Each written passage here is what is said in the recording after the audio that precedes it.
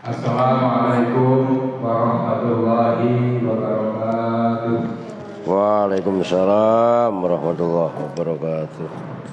Alhamdulillahirabbil alamin wassalatu wassalamu ala asyrofil anbiya'i wal mursalin wa ala alihi wa sahbihi ajma'in. Amma ba'du. Ya sama-sama kita hormati guru kita Mukarram Ustaz Rabi. Mudah-mudahan beliau selalu diberkahi oleh Allah Subhanahu wa taala, dilancarkan urusannya, dimudahkan rezekinya, dibarokahkan ilmunya. Sehingga kita yang mendapatkan ilmu beliau bisa melaksanakan dalam kehidupan kita sehari-hari. Bapak-bapak semuanya, marilah kita panjatkan puji syukur kehadirat Allah Subhanahu wa taala yang alhamdulillah kita pada kesempatan sore hari ini masih diberi nikmat yang luar biasa, nikmat iman, Islam dan kesempatan sehingga kita bisa ikuti pengajian sore menjelang buka puasa di mushola atau untuk mengawali pengajian kita buka dengan berdoa. Mudah-mudahan Allah senantiasa membukakan hati dan pikiran kita untuk mencerna apa-apa yang disampaikan oleh guru kita. Nabi Muhammad SAW. Al-Fatihah. A'udzubillahi minasyaitonir. Bismillahirrahmanirrahim. Alhamdulillahirabbil alamin. Ar-Rahmanir Rahim. Maliki yaumiddin. Iyyaka na'budu wa iyyaka nasta'in. Ihdinas siratal mustaqim. Siratal ladzina an'amta 'alaihim ghairil maghdubi 'alaihim waladdallin. Amin. Selanjutnya waktu kami bersama kepada guru kita. Assalamualaikum warahmatullahi wabarakatuh. Waalaikumsalam warahmatullahi wabarakatuh. Ya Rabbi bil Mustafa balligh maqasidana waghfir lana ma madha ya wasi'al karami. Ya Rabbi bil Mustafa balligh maqasidana waghfir lana ma madha ya wasi'al wal habibul ladzi turja syafa'atuhu likulli awlin minal awwali muqtahimi. Ya Rabbi bil Mustafa balligh maqasidana waghfir lana ma madha ya wasi'al.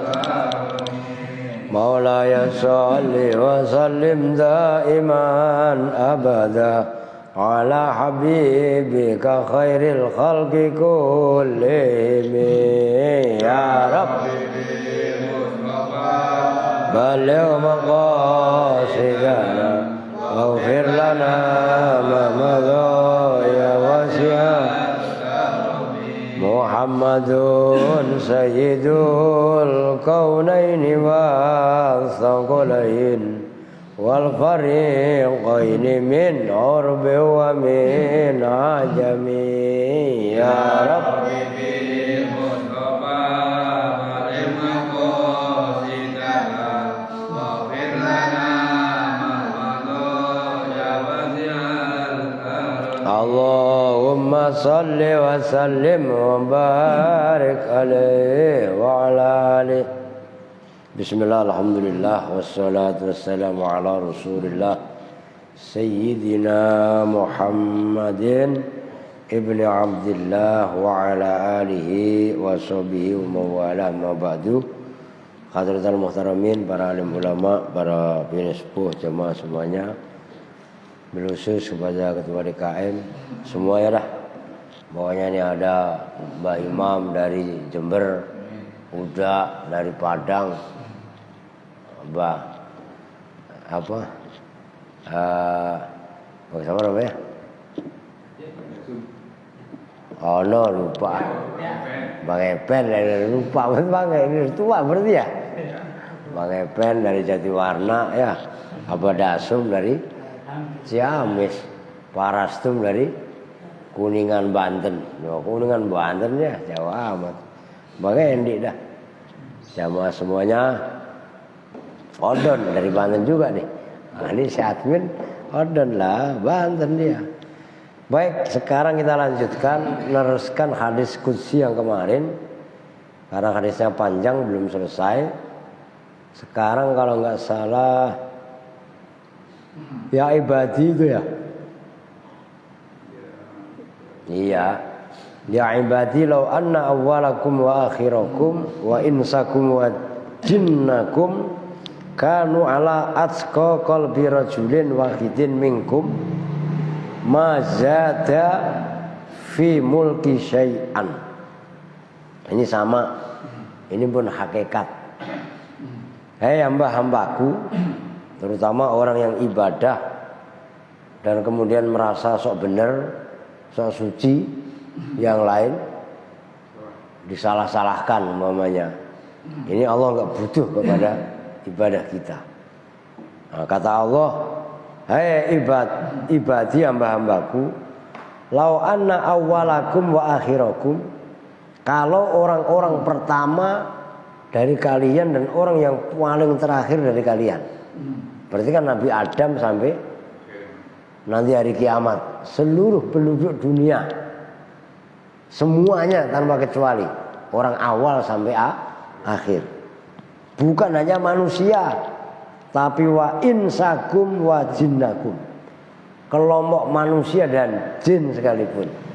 Dah, itu ada berapa triliun. Kanu ala atqa qalbi rajulin wahidin, manusia semua tadi, baik dari zaman Adam sampai nanti pada hari kiamat, manusia termasuk manusia ataupun jin, semuanya kanu ala atqa qalbi rajulin wahidin, berada menjadi orang yang paling takwa di antara laki-laki. Siapa kira-kira? Anggap aja seperti Nabi Muhammad lah. Seluruh umat manusia dari masa awal Nabi Adam sampai hari kiamat, jin dan manusia taat semuanya seperti taatnya Nabi Muhammad. Kamanya kan gitu. Kanu ala atqa qalbi rajulin wahidin. Mazada dzalika fil mulki syai'an.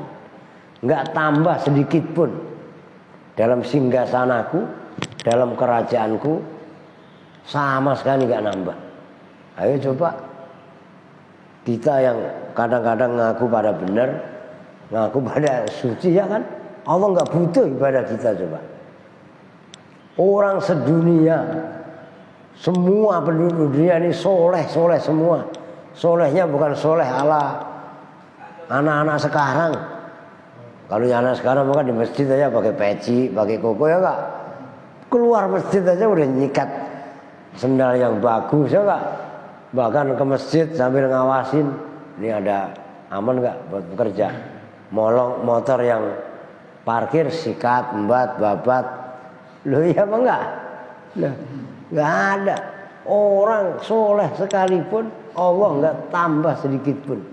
Mazada fi mulki syai'an. Tuh.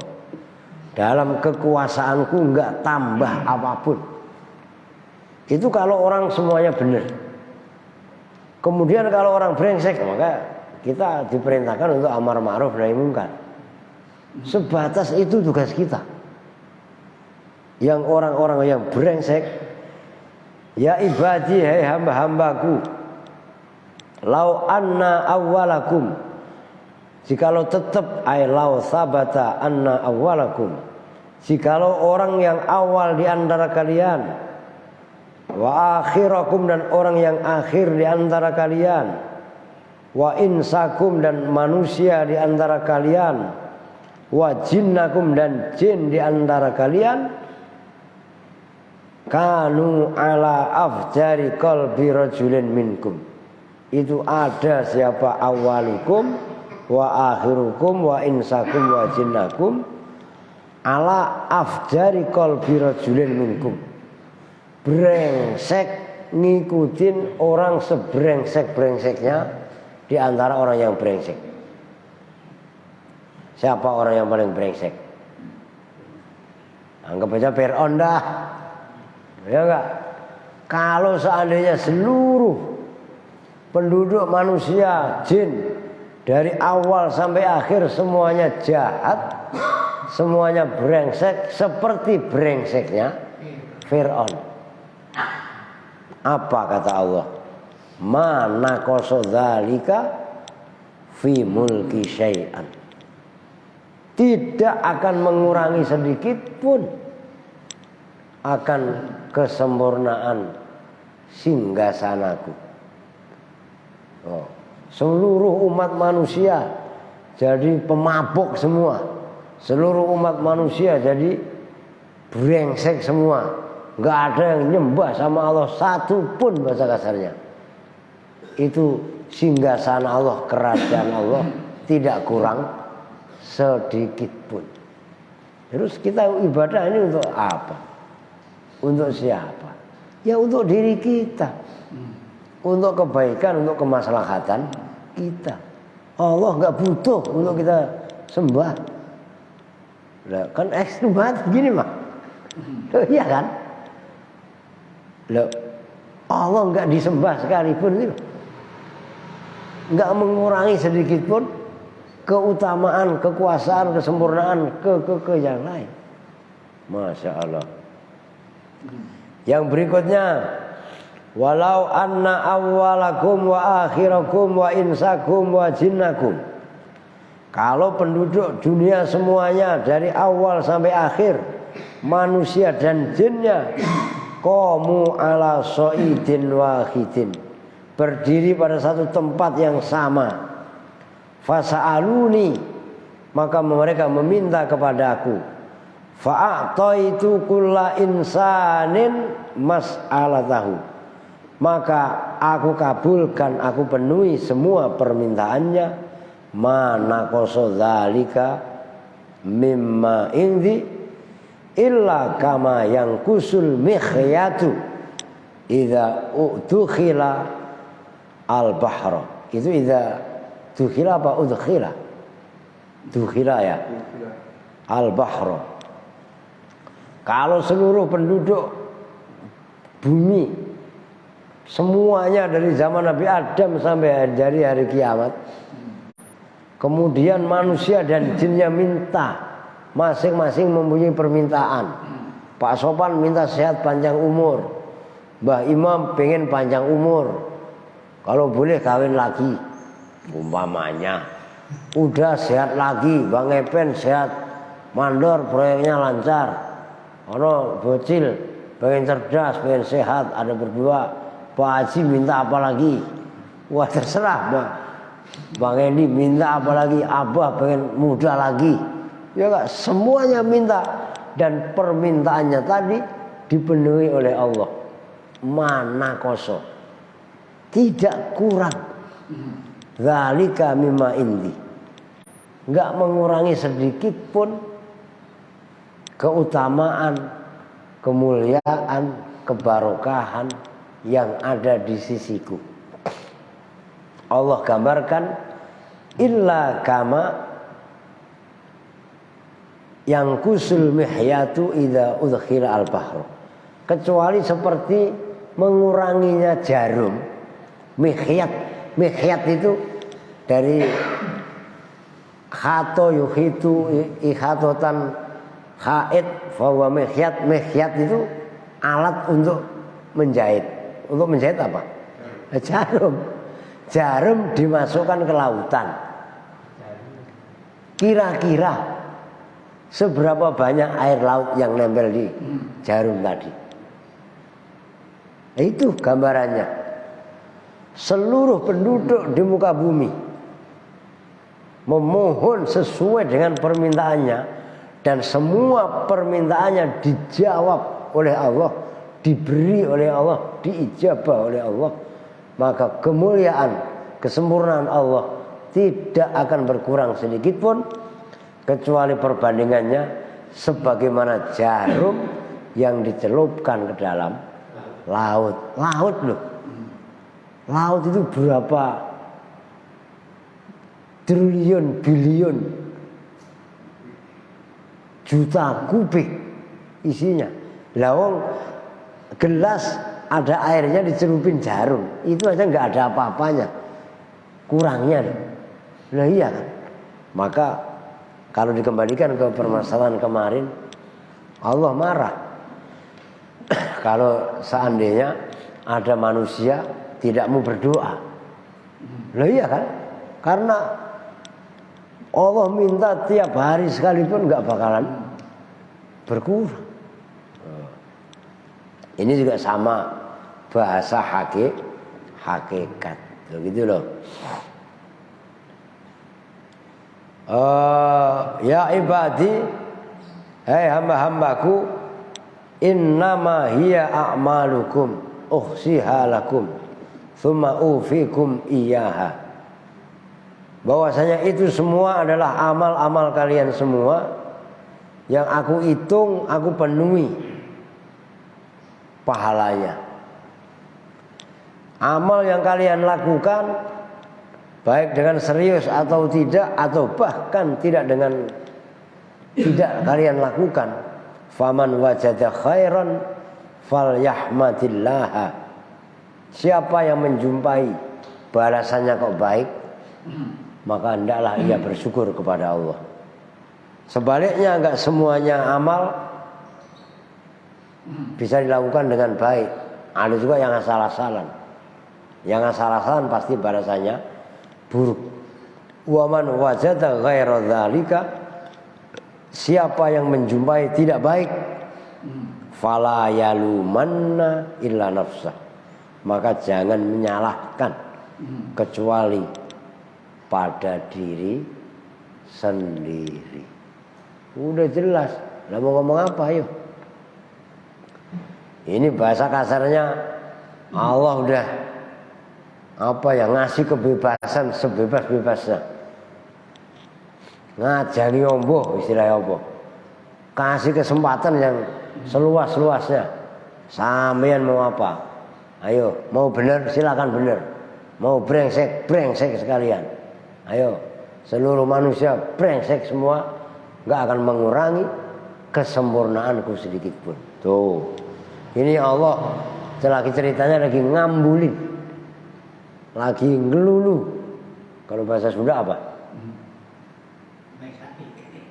Kalau lain baik hati. Ngelulu itu ngambul kalau bahasa Betawi. Ya ngambul. Kau boleh makan, dilarang makan. Udah selalu makan. Habisin. Nah itu ngambul. Kalau bahasa Jawanya ngelulu. Naon bahasa Sunda teh? Agak bodor lah. Ya begitulah kurang lebihnya. Pokoknya anak udah dikasih tahu ngeyel. Akhirnya dibiarkan. Enggak boleh pergi. Tiba-tiba pengen ngotot pergi. Orang tuanya kan akhirnya kesel. Udah sono pergi. Itu apa namanya? Apa? Kalau bahasa Betawinya kan ngambul tadi. Iya. Mantap. Aduh ngambul. Lah. Kalau bahasa Betawi kan udah, bahasa Jawa udah, bahasa Sunda yang saya tanya. Tuh. Abah gitu terang. Nyorok mah orang bawa makanan itu, ntar mau lebaran. Ya enggak? Ntar mau lebaran jamaah bawain kue, apalagi ketupat, sirup, gula, kopi, duit yang banyak ke rumah saya. Itu namanya nyorok. Pak Sopan maka nyambung. Nyorok. Oke. Itu kan tradisi orang Betawi, keren kan? Sebenarnya di Jawa, di Sunda pun sama. Di Brunei, di Malaysia sama. Mau puasa ya begitu. Mau lebaran ya cuma namanya aja. Kalau orang sini orang Betawi namanya nyorok. Kalau di Jawa sebagian mungkin paweweh, pembagian gitu. Nah, ya kan? Dia memberikan itu paweweh, aweh lah istilahnya. Ada yang ngomong, ah iya, tuh gitu. Jadi menunjukkan itu sebenarnya tahadu tahabu. Itu tradisi itu keren. Salinglah kalian semua ini memberi hadiah, maka kalian akan timbul rasa kasih sayang. Anak sekarang beda RT beda RW itu udah ribut perang. Loh iya kan? Karena nggak ada rasa itu tadi, nggak ada saling memberi yang memang tulus dari hati, maka tahabu akan timbul rasa cinta kasih sayang, welas asih. Loh kalau manusia sudah bersemayam dalam hatinya sifat rahmatan lil alamin, sifat welas asih, jangankan ibaratnya nyakitin orang, apalagi sampai bawa senjata tajam, ngatain sekalipun itu orang welas asih kok. Bisa dipahami nih? Loh gitu loh. Karena Bang Mul, motor saya digeser dulu, tadi ada orang pas ini nggak tanggap datangnya. Udah. Ini siapa? Jauh. Geserin ke depan sini tempat parkiran. Bantah mulu, saya lagi live. Udah digeser. Udah.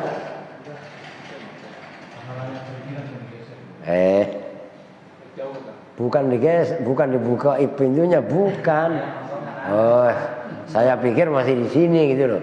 Takut ntar pada gelar stiker ganggu gitu loh. Siapa dah yang geser dah? Yang geser siapa? Udah, masya Allah. Nah iya tuh, udah aja tangkap. Ustaz Mulyadi malah ilah. Iya, kagak tangkap Ustaz Mulyadi. Yo, nyorok itu penting. Ya, ini kita kupas nih. Termasuk maaf kata, makan senapan bareng-bareng. Itu menimbulkan rasa cinta kasih. Gitu loh. Serius. Nah kalau sekarang kan dicekoki sifat pribadi egois. Dulu itu minum segelas rame-rame biasa. Santri itu biasa. Makan di nampan berempat berlima ngisi order. Itu masih begitu. Minumnya juga sama. Enggak jijik. Kalau sekarang kan enggak. Jijik ah. Bekas orang aja dibuang. Iya kan?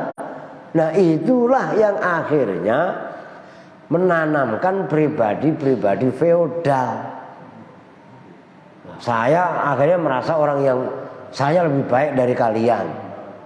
Belum lagi orang yang pada gila hormat. Iya kan?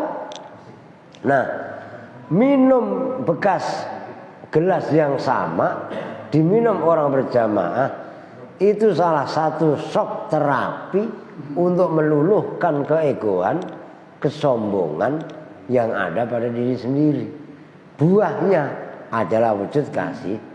Nah itu kan ajaran wali, ajaran Nabi. Makan berjamaah. Loh iya kan? Buktinya enggak. Nasi udah dinampanin, masih dibawain piring. Biar satu orang satu. Dipisahin. Kan sekat kan? Lah penyekatan itulah yang akhirnya membuat batas. Rumah aja kalau dibikin pagar tinggi-tinggi, katanya maling. Rumah dulu ngablak aja, pintu nggak pernah dikunci. Loh iya apa enggak? Orang memang maling mah ada maling. Kita kadang-kadang kalah sama orang Hindu, orang Bali sekalipun. Di Bali itu yang masih asli orang Bali. Kunci itu, kunci motor, kunci mobil nempel.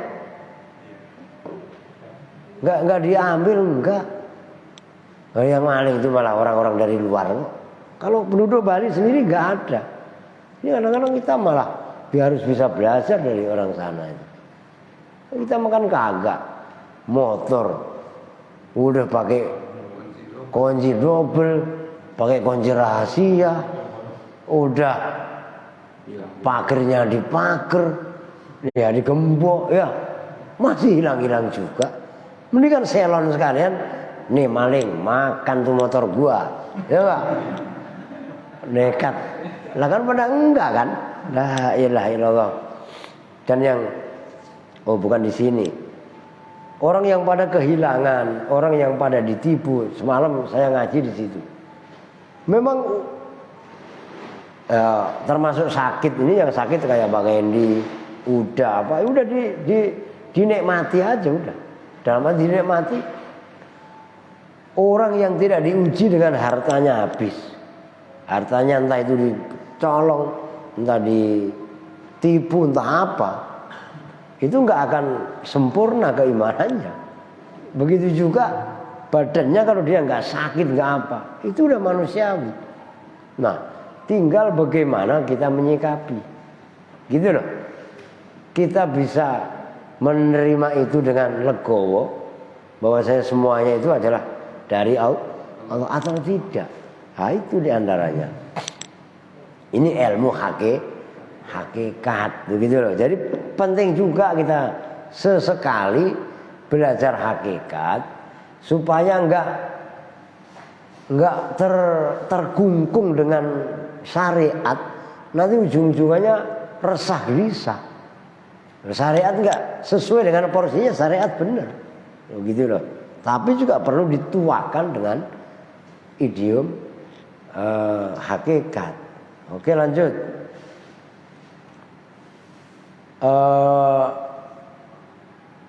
Wa qala sallallahu alaihi wasallam, innallaha auha ilayya innallaha auha ilayya an tawadhu hatta la yafkhar ahadun ala ahadin wa la yabghi ahadun ala ahadin.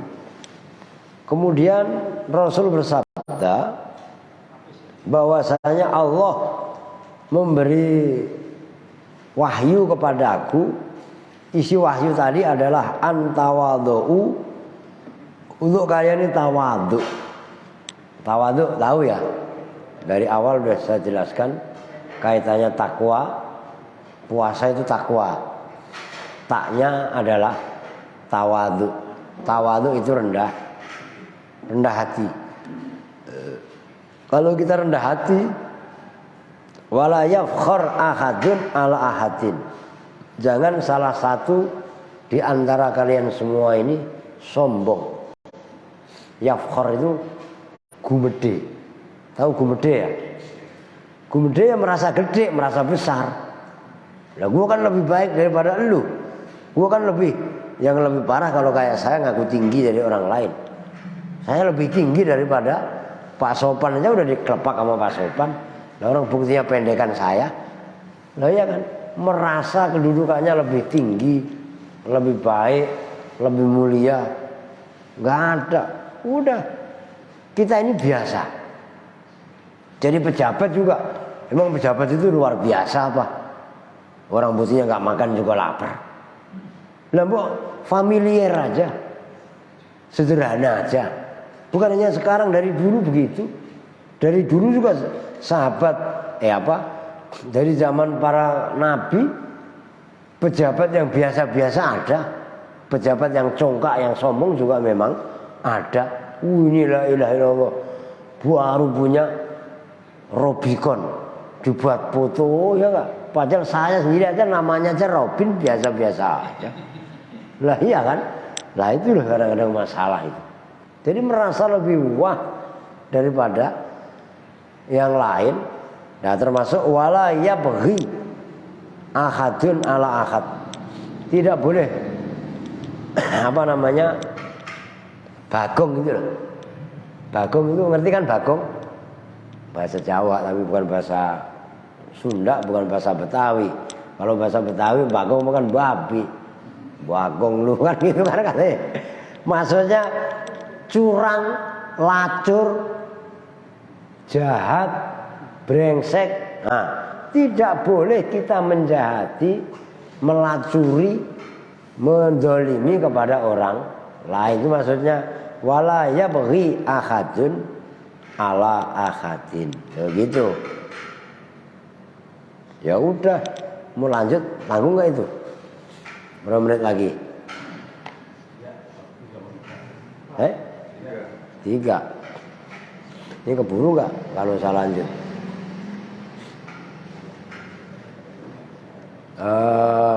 Hadis yang berikutnya, waqala sallallahu alaihi wasallam, dan Rasul bersabda, ra'aitu rabbi fil manami fasaqal hadis, saya melihat Allah dalam tidur, kata Rasul. Hadis itu panjang, akhirnya hadis sampai pada bunyinya ila anqala, sampai Allah berkata, ya Muhammadu, he Muhammad. Maka saya jawab, labbaik, sendika dawuh Gusti, siap laksanakan. Kalau labbaik itu kalau bahasa anak-anak sekarang 86. Nah, gitu aja kan, labbaik, gitu-gitu aja udah simpel. Iya. Qala, kata Allah, idza shallaita, apabila kamu sholat, fakul. Nah, selesai sholat nih maksudnya, Allahumma inni as'aluka fi'lal khairat wa tarkal munkarat wa hubbal masakin. Udah segitu aja, apalin kalau perlu. Allahumma inni as'aluka fi'lal khairat. Ya kan, saya memohon kepada engkau fi'lal khairat. Itu artinya melakukan kebaikan.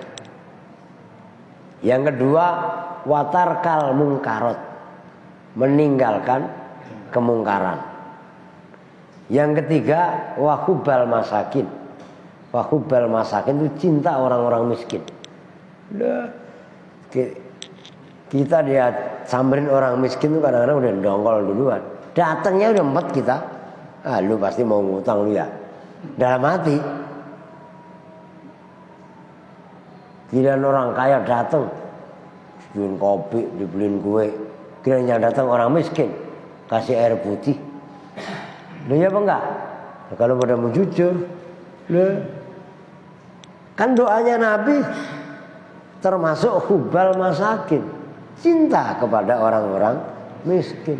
Ini sekarang enggak, orang miskin dipiara buat jualan, kayak saya gitu.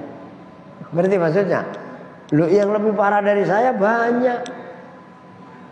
Begitu loh, serius ini. Tapi coba kita praktekkan ini benar-benar. Pertama, minta melakukan kebaikan. Kedua, meninggal kemungkaran. 3, cinta kepada orang-orang miskin. Datang. Bismillahirrahmanirrahim. Subhanakallahumma Bismillah, Allahumma laka sumtu wa ala rizkika aftartu wa bika amantu birahmatika ya arhamar rahimin wa lafu minkum. Assalamualaikum warahmatullahi wabarakatuh.